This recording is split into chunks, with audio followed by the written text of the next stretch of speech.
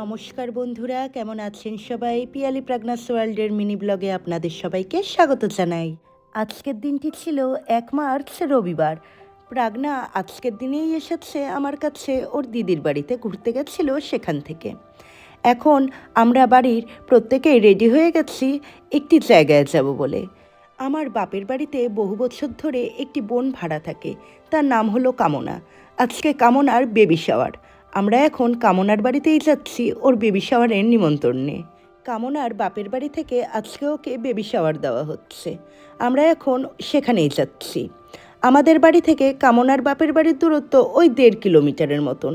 আমরা এখন 3 জনে পায়ে হেঁটেই যাচ্ছিলাম। তারপর ভাই এসে প্রথমে প্রাগনা এবং ওর মামিকে নিয়ে গেল, আর ভাই কিন্তু মাকে আগেই নিয়ে গেছিল। আর আমি এখন হেঁটেই যাচ্ছি, আর সাথে গ্রামের চারপাশটা দেখছি। এটি আমাদের পাড়ার একটি কাছেরই পাড়া। এই পাড়াটিকে সরকার পাড়া বলা হয়ে থাকে। এখন এখানে অনেকটাই বাড়িঘর হয়ে গেছে ঠিকই, কিন্তু আমি যখন ছোট ছিলাম তখন বাড়িঘর অনেকটাই কম ছিল, ফাঁকা মাঠ ছিল।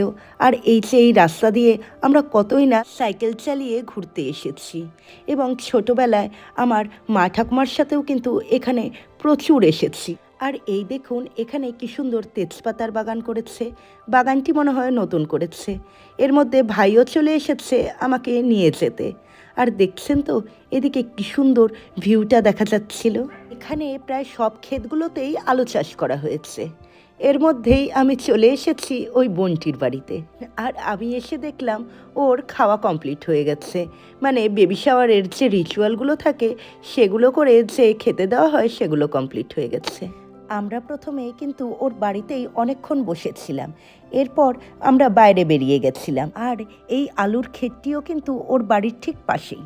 এরপর যখন প্রায় বিকেল 4:30টার মতন বাজে তখন আমরা লাঞ্চ করতে বসেছিলাম। আর মেনুগুলোও কিন্তু দারুণ হয়েছিল। ছিল ভেজ মুগের ডাল, ভেজ পাকোড়া, ফুলকপি রোস্ট, কাতল কালিয়া, সর্ষে পাবদা, ফ্রুট চাটনি, রসগোল্লা আর পায়েস। খাওয়ার দাওয়ারগুলো দারুণ হয়েছিল।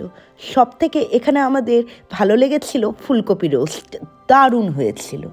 এই 3 মাস বাপের বাড়ি থাকার দরুন কিন্তু ভালোই নিমন্ত্রণ খাওয়া হলো। এসেছিলাম আমি 2টো বিয়ে বাড়ি খেতেই, কিন্তু আমার এই বোনের বেবি শাওয়ারের যে ইনভিটেশনটা পেয়েছি এটাও কিন্তু আমার কাছে বেশ আনন্দের। এরপর বিকেলবেলায় ওর বাড়ি থেকে বেরিয়ে আমরা হেঁটেই বাড়িতে যাচ্ছিলাম, মানে আমি, প্রাগনা আর প্রাগনার মামি। আর রাস্তায় যেতেই এই ফুলগুলো আমি দেখতে পেলাম। বহু বছর পর আমি এই ফুলগুলোকে দেখতে পেলাম।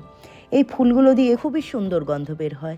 আর এই ফুলগুলো কিন্তু মহাদেবের পুজোর কাছেও ব্যবহার করা হয়ে থাকে। এক কথায় বলতে গেলে এই ফুলগুলো কিন্তু আমাদের সেই ছোটোবেলার নস্টালজিয়া যাকে বলে।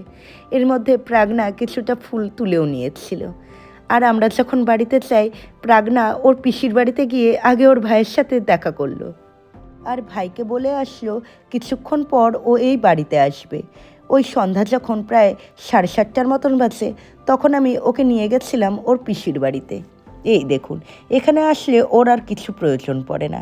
এই যে 2 দিদির সাথে বসে গল্প করছে, কিন্তু ও এখানে ওর ভাই এবং ওর যে আরেকটি বোন রয়েছে তার সাথেই খেলা করার জন্য বারবার ছুটে আসে। আর আমি এখন ওকে এখানে রেখেই বাড়িতে যাব, কেননা আর কটা দিন এরপর ওরও কিন্তু বাড়িতে যাওয়ার পালা। এরপর প্রাগনাকে ওর পিসির বাড়িতে রেখে আমি বাড়িতে চলে এসেছিলাম, কেননা বাড়িতে আজকে আরেকটি আয়োজন করা হয়েছিল। আমারই এক ছোটোবেলার ব্যাচমেট এবং ও এখন আমার ভাইয়ের বন্ধু, তাকেই আজকে ভাই আইবুড়ো ভাত খাওয়াচ্ছে। ওর 3 তারিখে বিয়ে, তাই আজকেই আইবুড়ো ভাত খাওয়ানো হচ্ছে।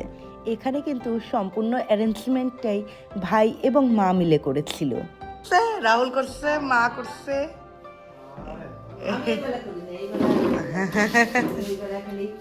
ডাল আর মাংস করছে।